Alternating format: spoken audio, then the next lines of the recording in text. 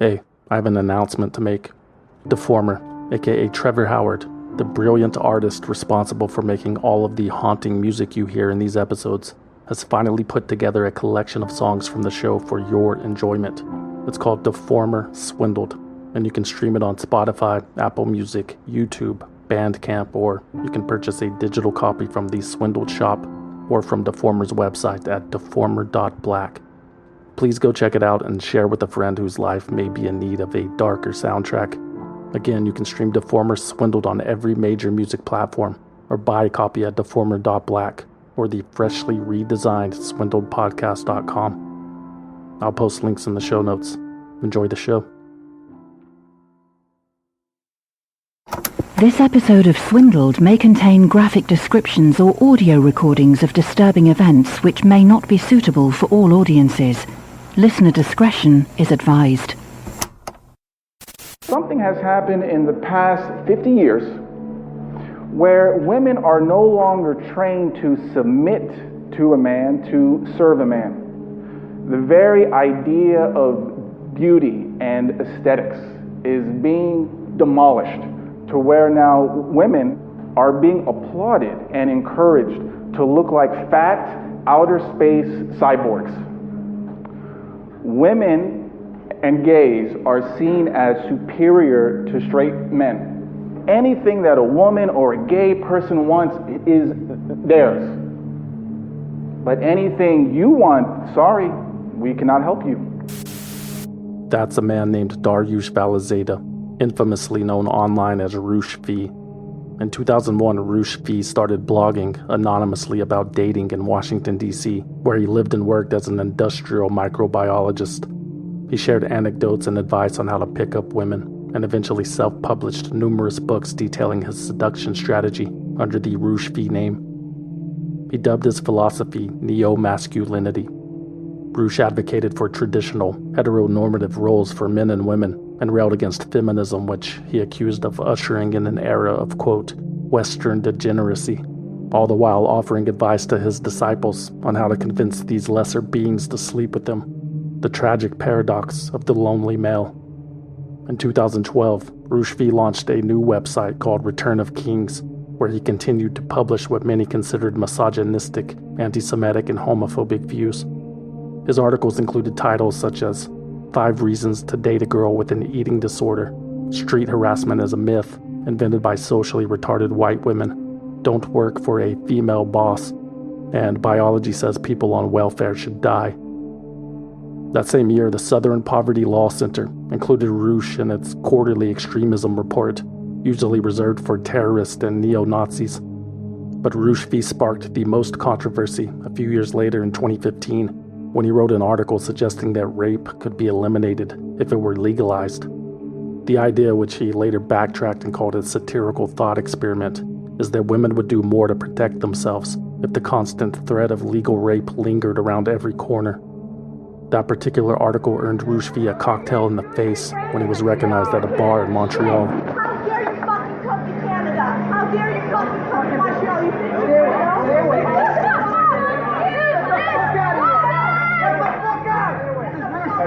This is fucking Roosh V! This is the guy that says rape should be legal! This guy thinks he should rape you. But not everyone was hostile towards Roosh V. His ideas are embraced by a large, dedicated audience of at least 30,000 men around the world. They communicate, organize, and share ideas on Roosh V's online forum, which features more than 1 million posts to date. Several of those posts came from a seemingly wealthy longtime user named Romeo, including a 7,500-word essay about his experience hunting for a wife in his adopted country of Thailand. I left a broken society to live in a traditional one, Romeo wrote, describing his homeland of Quebec as a place with too many people on welfare. Quote, Muslim refugees get in easily and start breeding like bed bugs. Romeo told the forum that he left progressive Canada behind and settled in Bangkok in 2012. There he opened a bank account, started learning the language, and purchased multiple properties and a Porsche Panamera. Thai girls love supercars, he wrote. That was Romeo's primary goal, find a wife, preferably a virgin, from a good family. Marriage material, he called it. Not one of those devalued women that hang around the tourist areas. Romeo wrote that he had dealt with third type before. He had dated a Vietnamese woman who lived in the US and found her to be too ambitious. She wanted to do more than just cook and clean, he lamented. Quote, "Such a beautiful girl who got poisoned by feminism." Romeo, the hopeless romantic, kept searching until his 1940s dreams came true. He proudly told the Roosh V forum that he found a worthy wife in Thailand, and he was able to secure a solid prenup too. They were expecting a child together soon, Romeo announced. It's unclear if the pregnancy granted Romeo's wife a temporary reprieve from the weight limit to which, according to Romeo, she was forced to adhere. Romeo was living his version of an ideal life, to say the least, but still, there was something missing. "I am what we call a professional cheater," he told the Roosh V forum. "Despite having a live-in wife, I have a secondary residence that no one knows about, and that's where I bring girls." Romeo said he used prepaid credit cards and a separate SIM card for his phone to avoid detection. He was the true envy of all his Roosh V community peers. Although, some users called bullshit on Romeo's stories. One even calculated that Romeo couldn't have become wealthy by investing in Bitcoin, as he had claimed. Romeo replied that he never disclosed all the sources of his income, and then privately messaged a video of himself driving his Porsche to another user who doubted the purchase. He also posted photographs of stacks of cash. Okay, maybe Romeo was the real deal. His fellow community members were eager to learn more, but after July 4th, 2017, Romeo never logged back on to the Roosh V forums. He never even said goodbye. Many presumed he was probably just too busy with all of his women and money and sports cars. The connection wasn't made immediately, but the day after Romeo disappeared, July 5th, 2017, AlphaBay, the world's largest dark web black market, also disappeared. AlphaBay launched in December 2014 to fill the vacuum left by the sudden closure of Silk Road after its administrator was apprehended red-handed by federal authorities in a San Francisco library. In its 3-count complaint, the government says a man known as the Dread Pirate Roberts was able to rake in $80 million in 2 years through an illegal site he created, a secretive online marketplace for drugs. AlphaBay's goal was to become the, quote, largest eBay-style underworld marketplace.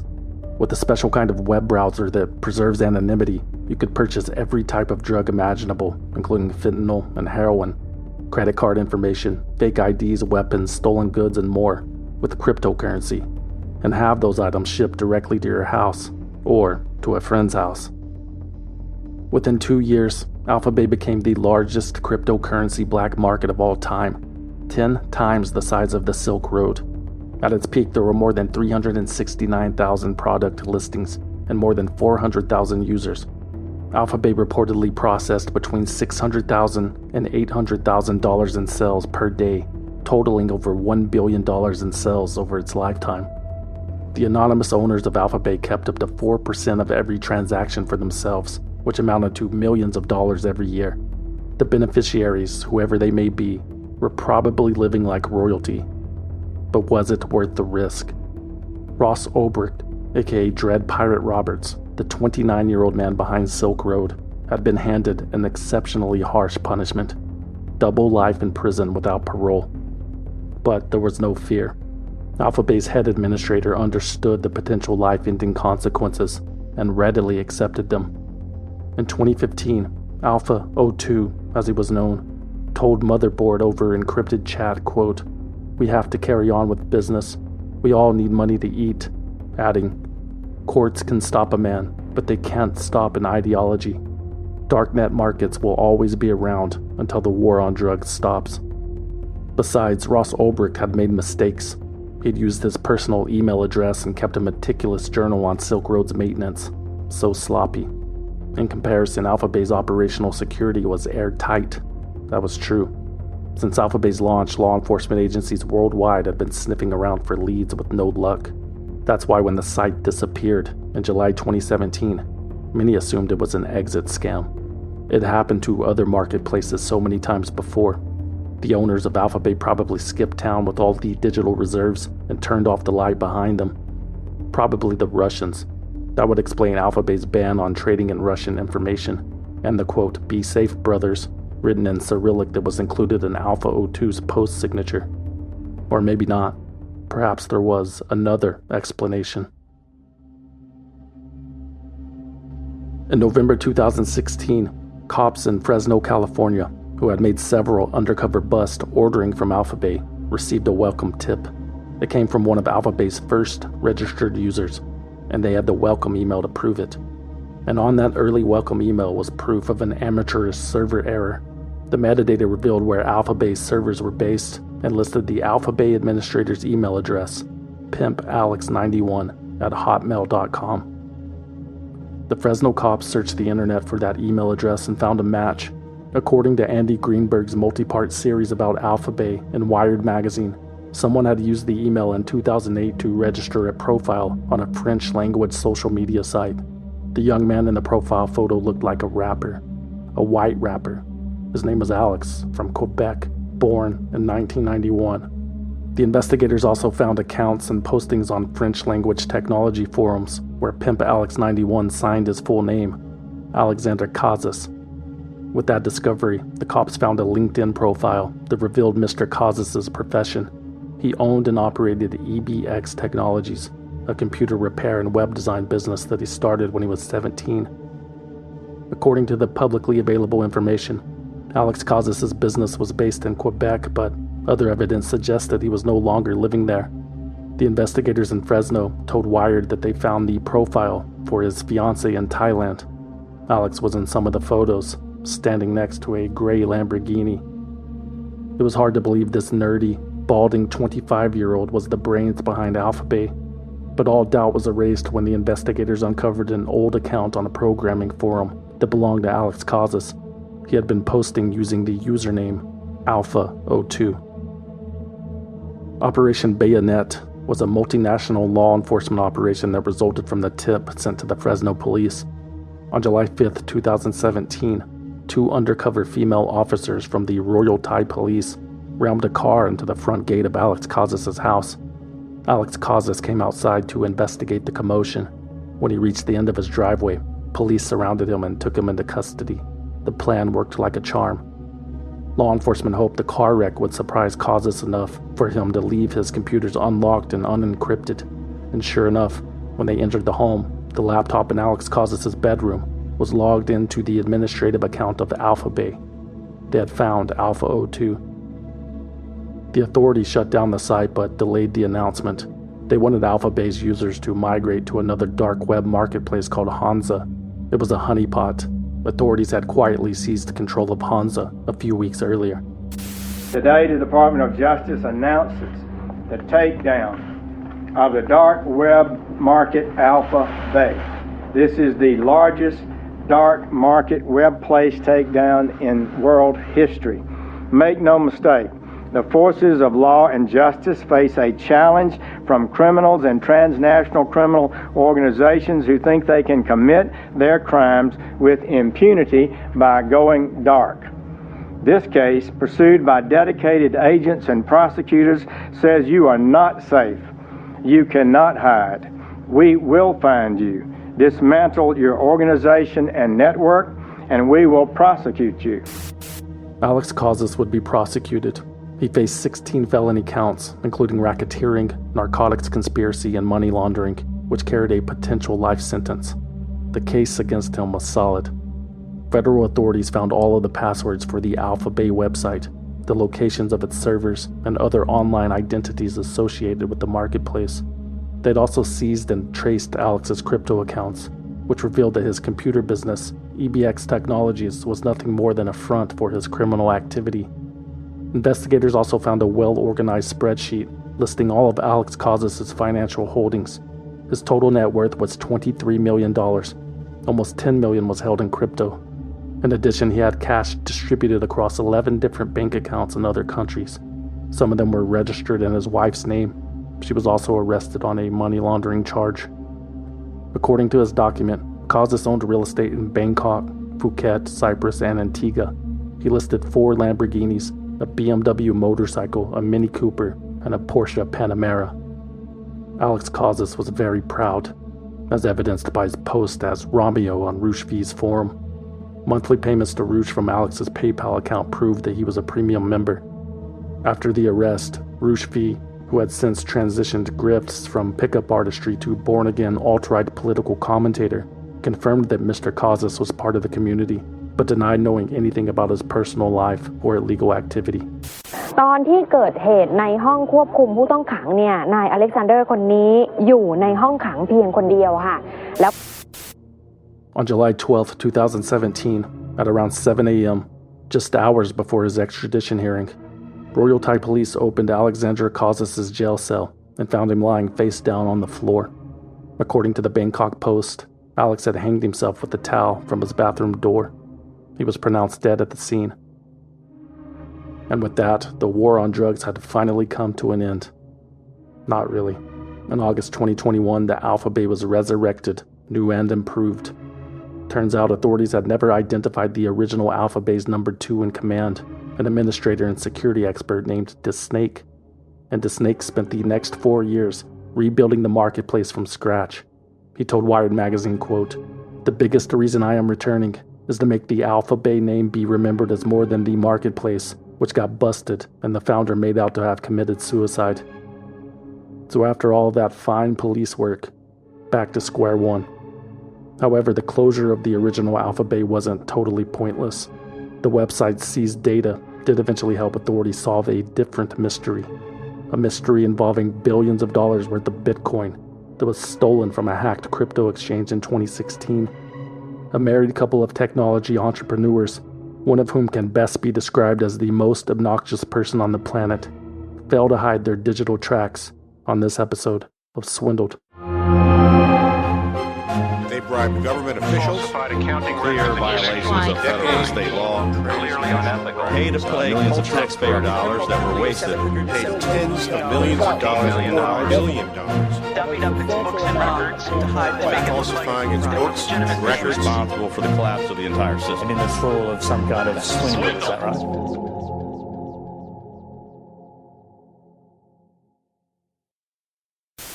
The Hong Kong-based Bitfinex exchange has revealed it was victim to a hacking attack in which nearly 120,000 bitcoins of customer funds were stolen. On August 2nd, 2016, at 10:26 a.m., 119,754 bitcoin were stolen from Bitfinex, one of the world's largest and most reputable virtual currency exchanges. At the time, one bitcoin was worth about $600. The total value stolen in the heist, almost $72 million. When Bitfinex announced the unfortunate news, the price of Bitcoin fell about 20% over concerns about newly discovered vulnerabilities in the blockchain, but those fears were unfounded. In this case, through an inside job or social engineering, hackers had infiltrated the exchange using remote access malware that allowed them to gain complete control of a Bitfinex admin's computer as if they were sitting at the keyboard. The hackers reportedly had access to Bitfinex servers weeks before they emptied the vault. They watched and learned how funds moved in and out of the exchange, and they found the private keys required to transfer the cryptocurrency to external wallets. Minutes before the heist, the hackers raised Bitfinex's daily withdrawal limit from 2,500 Bitcoin to 1 million Bitcoin. 4 hours and 2,000 transactions later, almost 120,000 Bitcoin were stolen. The only reason the hackers didn't take it all was because a Bitfinex employee logged on and witnessed what was happening in real time. But by then it was too late. There was no saving what had already been lost. And since the stolen cryptocurrency belonged to Bitfinex's users, Bitfinex, the company, chose to allocate the losses. After much thought, analysis, and consultation, we have arrived at the conclusion that losses must be generalized across all accounts and assets, Bitfinex said in a statement on its website. This is the closest approximation to what would happen in a liquidation context.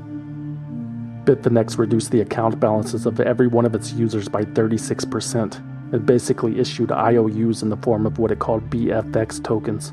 Those BFX tokens could be exchanged for shares in Bitfinex's parent company or cash eventually, whenever the company became solvent again. Other users opted for something called an RRT, a token that entitled the holder to a share of stolen bitcoins if they were ever recovered, which seemed unlikely. The hackers left behind no evidence. Even after Bitfinex offered a multi-million-dollar reward for information, there were no leads. The only information authorities had to work with was the publicly visible crypto wallet to which the stolen funds had been transferred. And even that offered nothing. There was no movement. The stolen Bitcoin just sat there. Until one day, tiny fractions started peeling off in an endless series of transactions. Those tiny fractions were mixed with small amounts of non-stolen Bitcoin and laundered through AlphaBay to become almost untraceable. Then that freshly mixed Bitcoin could be used to purchase other cryptocurrencies, such as Ethereum, which allows the thief to chain hop and lose the trail. But the majority, about 80% of the 120,000 stolen Bitcoin, sat untouched for years with no way to get them back. That's almost certainly due to the difficulty of laundering or spending stolen cryptocurrency. The blockchain addresses of these stolen Bitcoin had been blacklisted. Reputable crypto exchanges would not accept them, and most would require proof of identity. Any respectable thief would hesitate to comply. And the difficulty in moving the stolen digital loot only increased as the price of Bitcoin ballooned. The $72 million worth of Bitcoin stolen in 2016 was worth $8 billion 6 years later, making the Bitfinex hack one of the largest financial heists in world history. How does one off-ramp $8 billion with the whole world watching? And the whole world was watching.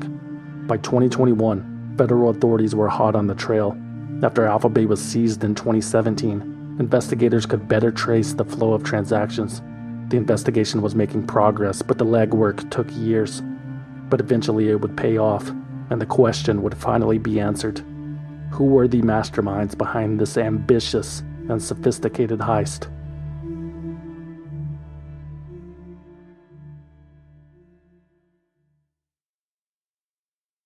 I love gummy vitamins.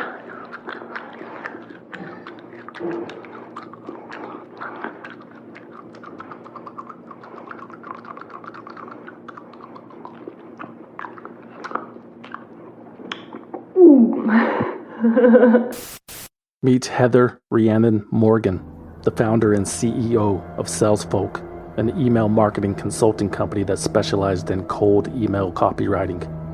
You know, the unsolicited sales emails you get from some random asshole linking to their calendar asking you to set up a meeting? Yeah, those kind of emails were Heather R. Morgan's specialty. She started the company when she was 23 years old. On her personal website, Heather described herself as, quote, an analytics ninja, an economist, and a published author with 7 years of copywriting experience. Heather always seemed to be hustling and expanding her repertoire. What is life, if not for continually adding bullet points to your resume? I'm Heather. I'm the CEO and founder of Salesfolk. I am a serial software entrepreneur, an investor, a copywriter for more than a decade, a former economist, and also, more recently, a rapper. That's right. Heather Morgan wasn't all business. She had hobbies.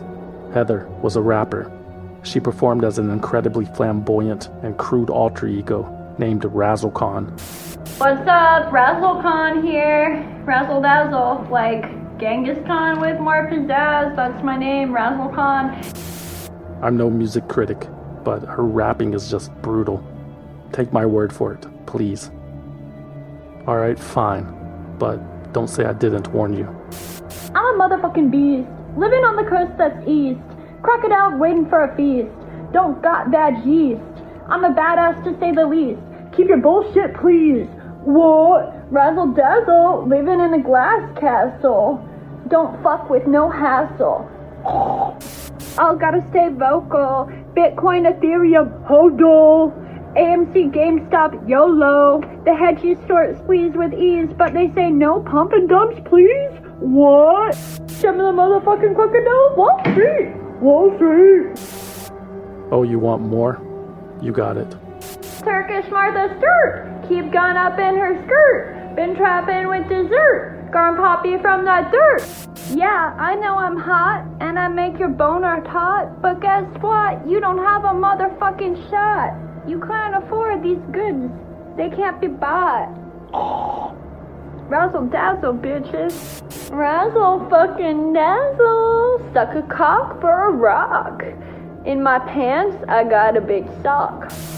Razzle dazzle, bitches. Razzle dazzle, bitches. Razzle dazzle, bitches. Shazam, motherfuckers, time to razzle dazzle.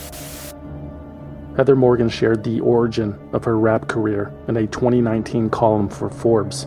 She had secured the writing gig by networking at a conference she had talked her way into. That was another one of Heather Morgan's self-professed specialties. She was an expert in social engineering. Anyway, in that Forbes column, Heather claims Razzlekhan was born out of burnout when she was 28 years old. A quarter-life crisis, perhaps. A common occurrence where young people adopt a dog or buy a really expensive blender, or in the worst cases, start doing improv comedy. Heather Morgan was no different. I had this crazy idea for a song that I just had to make. The song came to me at 9 a.m. on a Tuesday, completely sober, and I wrote the whole thing in about 30 minutes. On the surface, it's an absurdist stoner story, similar to the likes of Harold and Kumar Go to White Castle, but underneath is an allegory of Silicon Valley, chock full of symbolism. The experience of creating that masterpiece proved a welcome distraction from Heather's incredibly demanding lifestyle as a tech entrepreneur. In the article, she recommended other stressed-out CEOs try it for themselves, as if that's what the world needs. I'm definitely not trying to win a Grammy for my voice, Heather wrote, but I am addicted to rap. I know I still have lots of room to improve, but that's what I like about it, and I intend to keep rapping into my 80s, in between building new software. First of all, I just want to say thank you for all the dope feedback and love since my Forbes article came out. But I've had a few kind of weird messages since it came out too, and one of them was actually from someone that I know. It was an email, and they basically said it's super random that I'm a rapper now, and I asked them why they said that, and they were like, well, you don't have all the usual stuff that a rapper has, like swag, a posse, and tats. Obviously, that's what makes a rapper. But no, I just have to say, I don't think you know me very well, if that's what you think, because last I checked, I have a fuckload of dope-ass swag. And I have this tattoo here. Being yourself is what Razzlekhan was all about. Embracing the weirdness, expressing yourself freely. That's all Heather Morgan was trying to do. She hadn't always been in the right environment to do so. Heather grew up in a one-stoplight town in rural California where she stood out like a sore thumb. Not just because of her personality, but also because of her lisp and her braces and for being the only person at school to use a rolling backpack. Heather was bullied mercilessly. The whole experience was a nightmare, she said in a YouTube video. Heather Morgan could not wait to leave her hometown, but she would have to do so with her own devices. Heather's parents were not wealthy. Her father was a government biologist, and her mother was a librarian. Heather would have to find a different way to finance her dreams, but that was no problem. Heather Morgan never really cared about money, anyway. Money, in my mind, money comes and goes. Sometimes you have it, sometimes you don't. It's really nice when you have it, but life is also not just about money. Success, in my mind, isn't also just about money. It's about your quality of life and your happiness. Thanks to her brain, Heather Morgan was able to get as far away from her hometown as possible. According to Forbes, after graduating from the University of California, Davis with a degree in economics in 2011, Heather took a job at Hong Kong University, running seminars for students about American culture. From there, Heather Morgan moved to Cairo, Egypt, to pursue a postgraduate degree at American University. She only lasted one semester. A friend she had met there told Forbes that one day in 2013, Heather announced she was moving back to the States because she wasn't making enough money. So Heather Morgan moved to the place where everybody was making a fortune, Silicon Valley. She started getting involved in tech startups, sleeping on couches, scrounging for food. It almost seemed like poverty by design, as if she knew her struggle would make for an inspirational anecdote in all the biographies that would be written about her someday. So I, right now, am basically living my ideal life, and I got all of this from my mind. In the summer of 2013, Heather Morgan started working for an Arabic language mobile gaming company, but one day she stopped answering the phone. The app's founder eventually learned that Heather had married a colleague from the startup accelerator and spontaneously moved to Brazil. So quirky. By October 2013, Heather Morgan was back in the Bay Area. She told a friend that her marriage had become abusive, so she fled. Newly refocused, Heather launched her own business, Salesfolk, her email marketing consulting company. I started my company when I was 23 and grew it into a multi-million-dollar business with zero outside funding. I had no connections, I didn't go to an Ivy League school, and I wasn't trust fund. By her own account, Salesfolk was a success. Heather Morgan would not be denied. She was constantly posting marketing tips and interviews with other sales professionals on YouTube and TikTok. Heather had a series of tutorials about cold emails. Also, did you know that she invented the popular email closing, Cheers? So many people have stolen this email template from me, the quick question subject line, and notice they sign it with cheers. Guess what? That's because I lived in Hong Kong and I used to speak British English. Probably this guy did not, and probably most people who are doing that did not. Rather, they are blindly copying my cold email templates that I made 5 to 7 years ago. This is a perfect example. Heather Morgan is insufferable, but apparently she did have some admirers. There was a new man in the picture before New Year's Day 2015. His name was Ilya Lichtenstein, but everyone called him Dutch. Like Heather, Ilya Dutch Lichtenstein was heavily involved in startup culture. He had founded a company called MixRank, which was a giant database of ads that measures what works and what doesn't work in terms of marketing to help advertisers build a successful campaign. So MixRank is a giant database of ads. We analyze hundreds of thousands of sites every day, pick up... Yeah, that's great. Ilya Lichtenstein is the son of Russian immigrants who reportedly fled the motherland for the suburbs of Chicago to escape religious persecution. He has been a self-described geek for his entire life. Ilya was captain of the math team in Quiz Bowl, very much the stereotype of a computer guy, acquaintances told Business Insider. A computer guy who liked to learn and perform magic tricks for his friends. In the past, Ilya Lichtenstein has described himself as a techno-libertarian that opposes over-regulation. Naturally, this led to fervent support of Senator Ron Paul in the 2008 United States presidential race.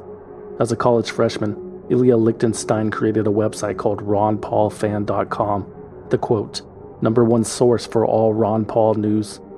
By 2009, Ilya had to find something else to do. That's when he discovered affiliate marketing. Ilya Lichtenstein began selling weight loss supplements on a website he created called MyNaturalWeightLossDiet.com. He also started marketing and selling some kind of brain booster pill called Instant Focus. Although Lichtenstein bragged in forum posts that he was making $100,000 a year as a student from his affiliate marketing business, the truth was it never really got off the ground. Ilya's next big idea was to create dating websites, AdultFriendGrinder.com and FindGeekGirls.com. Perhaps he was projecting. After graduating from the University of Wisconsin-Madison in 2010 with a degree in psychology, Ilya Lichtenstein moved to Silicon Valley, where he co-founded his most successful business to date, the aforementioned venture-backed advertising technology company MixRank, and he immersed himself in the startup culture, where he met many like-minded entrepreneurs, including one nerdy girl who had founded her own email marketing company. Hi, I'm Heather Morgan, and I'm here today with Salesfolk and Sales for Startups, talking to Ilya Lichtenstein, the co-founder and CEO of MixRank, a Y Combinator-backed startup that does automated sales prospecting for B2B companies and other companies as well. Hi, Ilya. Hi. Hey, Heather. Thanks for having me. You're welcome. Thanks for talking with us today. Ilya and Heather started dating. They seemed to balance each other out. Heather was outgoing and loud and eccentric. Dutch was more reserved. Sometimes you just keep filming me expecting something to happen. What do you want me to do? You want me to just shove something up my ass and do a little dance and run around and wiggle it for you? It'll kind of pop out. Is that what you're waiting for? Not today. The relationship worked. The couple supported each other's companies, invested in other startups, and launched new ones together. such as EndPass, a quote, delightful and secure cryptocurrency wallet that's easy enough for grandma to use. Ilya Lichtenstein and Heather Morgan seemed absolutely devoted to making a name for themselves as serial software entrepreneurs. But suddenly and inexplicably, that all changed the summer of 2016. Ilya abruptly left MixRank, the company he co-founded, to focus on investing and consulting, according to his LinkedIn. At the same time, Heather Morgan downsized Salesfolk to a shell of itself. The couple then packed up and moved to New York City, settling down in a $1 million two-bedroom condo at 75 Wall Street with their adopted Bengal cat named Clarissa. Okay, so Dutch, can you tell me a little bit what you thought having a pet? Having a pet is completely different from what I would expect it to be. I thought it would be more... Clarissa? I thought it would be more like having like a little Aibo robot dog, or maybe like a Tickle Me Elmo. She'd be like Tickle Me Elmo. Yeah, where I thought they're just like a passive thing, and you just grab them, you put them on your lap. Not whatever. this one. But they have so much personality, and you can have such a nuanced and complex relationship with them. Yeah. You know, and really learn from them and grow as a person in the way you relate to them. And it's really special. And that's why everyone should have a pet. Yeah. In 2019, Ilya Lichtenstein and Heather Morgan got engaged. Ilya described his proposal in a Facebook post. He had commissioned a guerrilla-style advertising campaign for Razzlekhan in New York, including a billboard in Times Square. I knew I had to do something memorable that would really show how much I love and value the real Heather, not just the badass entrepreneur, but also the ultra-weird creative genius. At the same time, knowing Heather, she would want any proposal to be pragmatic and also add business value. Heather Morgan had gotten more serious about her rap career after the move. With her newly found free time, she had written almost an entire album's worth of songs. She hired a producer to make the beats, started making her own clothes, and she shot and released multiple music videos, each one more ridiculous than the last. Razzle Dazzle, Razzlekhan here, and I'm super excited about my new song, Vacuum Cleaner, which is, you guessed it, it's about vacuum cleaners. What? Bitch, you suck like a vacuum cleaner. Vacuum cleaner. Heather Morgan claims to have synesthesia, a neurological phenomenon in which people see sounds and hear colors. Because of this, her website reads, Razzlekhan's art often resembles, quote, something in between an acid trip and a delightful nightmare. Definitely not for the faint of heart or easily offended. Raz, it says, likes to push the limits of what people are comfortable with. Her style has often been described as sexy horror comedy because of her fondness for combining dark and disturbing concepts with dirty jokes and gestures. Whether that leads to something wonderful or terrible is unclear. The only thing that's certain is it won't be boring or mediocre. She's right. It's much worse. Razzlekhan, the Versace better win. Come real far, but don't know where I'm heading. Motherfucking crocodile of Wall Street. Silver on my fingers and boots on my feet. Who got coronavirus? Who got coronavirus? Who? Spearfish your password, all your funds transferred. Flush you like a turd, smash you like a cheese curd. I feel like it can't be that bad on purpose, a longtime friend told Business Insider. But the quality isn't the point. Like Heather Morgan said in her Forbes article, Razzlekhan was a great stress reliever, and she desperately needed one. By the time the couple was married in November 2021, Heather Morgan and Ilya Dutch Lichtenstein knew that they were being investigated. Question, what are your 2021 goals? I have a bunch of them. I plan to triple my company's revenue. I want to release an independent rap album. I am working on a book that is inspirational yet cynical, and I want to grow my YouTube audience and a bunch of other stuff. How about you? What do you want to learn or accomplish in 2021?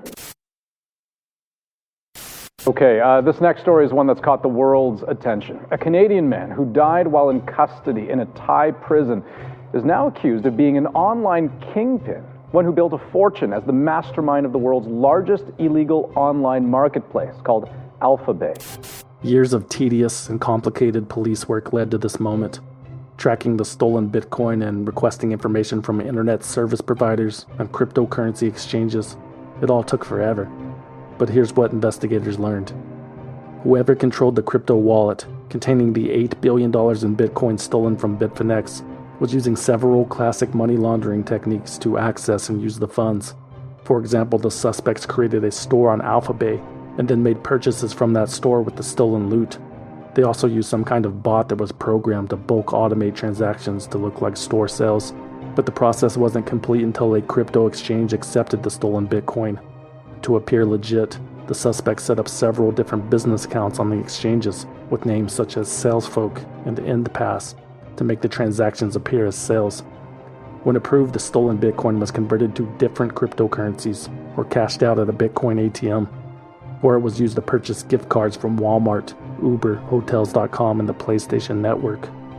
Some of the stolen Bitcoin was used to buy NFTs and gold, and that gold was shipped through the mail to a residence owned by someone named Ilya Lichtenstein. It was a name that had come up time and time again. In fact, both Ilya Lichtenstein and Heather Morgan had used their real names on several of the exchange accounts that were laundering the Bitcoin stolen in the Bitfinex hack. Sometimes they were registered to fake identities, but in at least one of those cases, Ilya uploaded a photo of himself for verification using a false name. Investigators determined that Ilya Lichtenstein and Heather Morgan had cashed out millions of dollars. Plus, one of the couple's businesses had also applied for and accepted an $11,000 PPP loan during the COVID-19 crisis. But even with all of this evidence, it took another year to secure a search warrant. In the meantime, at Ilya Lichtenstein and Heather Morgan's wedding in Culver City, California on November 13, 2021, the bride was carried down the aisle on a throne by 8 of her closest friends as the band Europe's hit song Final Countdown played in the background, unaware of the irony. At the reception, Razzlekhan rapped one of her songs in front of 75 horrified guests. Later, Ilya performed a magic trick in the fancy venue. Attendees assumed the couple could afford it all with their early crypto investments. 3 months later, on January 5th, 2022, there was a knock on the door at Mr. and Mr. Lichtenstein's Wall Street apartment. A group of federal agents entered and greeted Heather Morgan's parents, who were in town visiting. Heather and Ilya were given the option to stay for the search or leave. After a brief conversation in Russian that no one else in the room understood, the couple opted to give the feds some space, but Heather asked if she could retrieve their cat and was approved. Heather entered the couple's bedroom and crouched next to the bed while calling Clarissa's name. She then quickly reached for a phone on the nightstand and repeatedly pressed the lock button, a move that authorities believe was an attempt to wipe the device. An agent saw what was happening and wrestled the phone from Heather's hands. It was added to the pile of electronics that the investigators had found: 4 hardware wallets, dozens of thumb drives, tablets, and cell phones, including one in a Ziploc bag labeled burner phone. There was a pocketbook stuffed with $40,000 cash and a, quote, substantial amount of foreign currency. Also of interest were 2 books in Ilya's office: The Water Goats, a novel, and a collection of Japanese maps that had been hollowed out to create secret compartments. There were also personas and passport photos on Ilya's computer that included links to counterfeit identification cards, passports, and overseas bank accounts. Investigators had found everything except what they were looking for, and those were the private keys that belonged to the 120,000 Bitcoin stolen from Bitfinex. That was the smoking gun, and without it, there was not enough hard evidence to make an arrest. But there were still weeks worth of digital evidence to sort through. 5 days after the search, Razzlekhan released a new song dedicated to her lover, with whom she plans to be with, quote, until the goddamn end. Ride or die. Moon and stars, too cool for bars. Don't drive no cars, 'cause baby, you and me from Mars. Moon and stars. On January 31st, 2022, the federal authorities hit the jackpot. In Ilya Lichtenstein's cloud storage account, they found and decrypted the private keys for the nearly 2,000 Bitcoin addresses tied to the Bitfinex hack.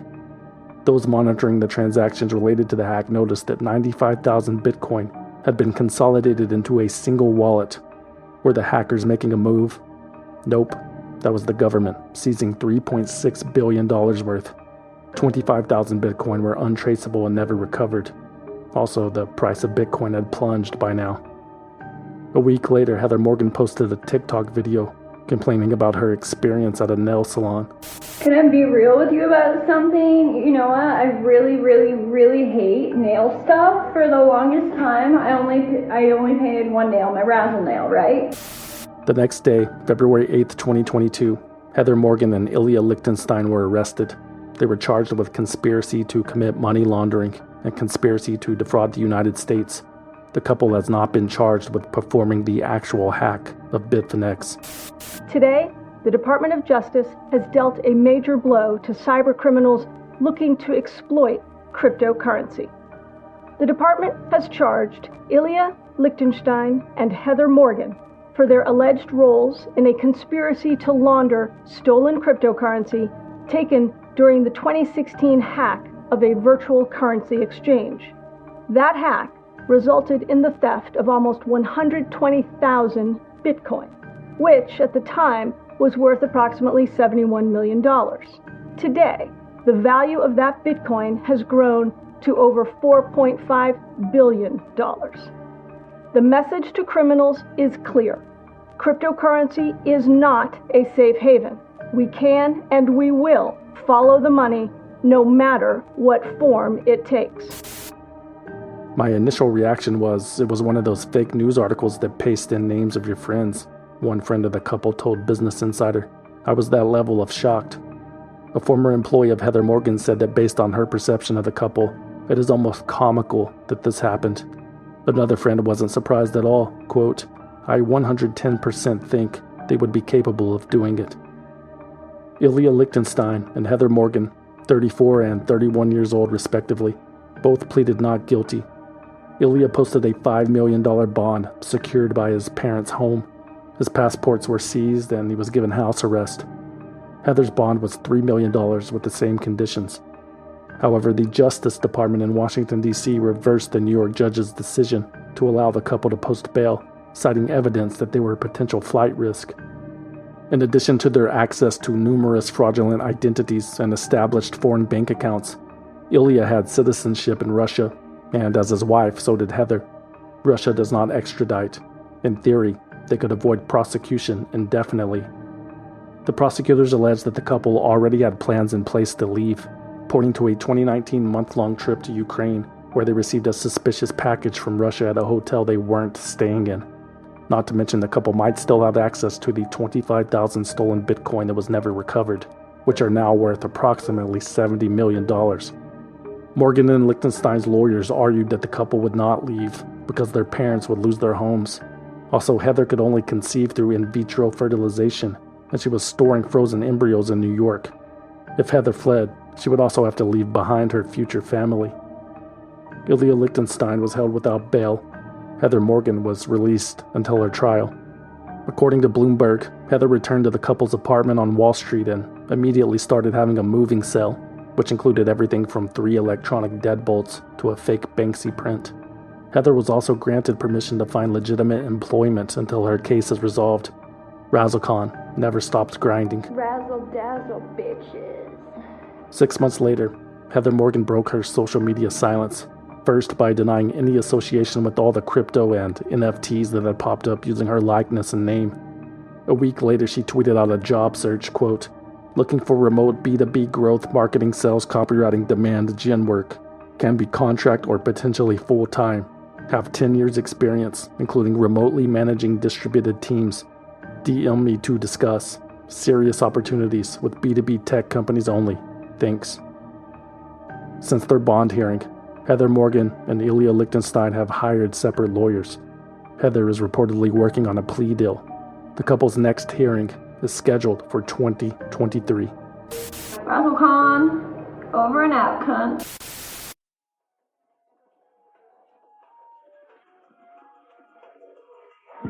Swindled is written, researched, produced, and hosted by me, a concerned citizen, with original music by Trevor Howard, aka Deformer, aka Dutch. For more information about Swindled, you can visit swindledpodcast.com and follow us on Instagram, Facebook, Twitter, and TikTok at Swindle Podcast. Or you can send us a postcard at P.O. Box 6044, Austin, Texas 78762. But please, no packages. We do not trust you.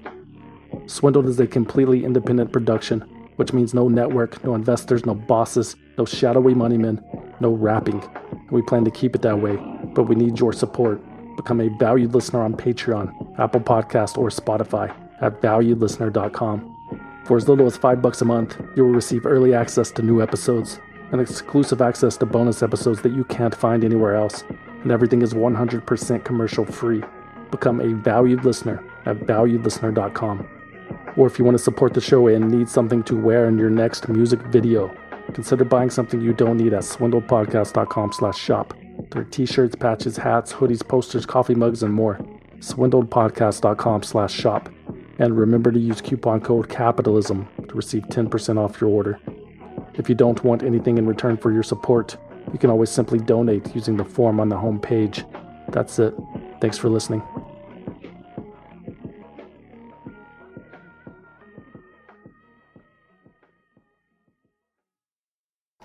My name is Erica from Green Bay, Wisconsin. Hey, I'm Siggy from Iceland. My name is Quinn from Erie, Pennsylvania. And I am a concerned citizen and a valued listener. And remember, folks, help control the pet population. Have your pets spayed or neutered.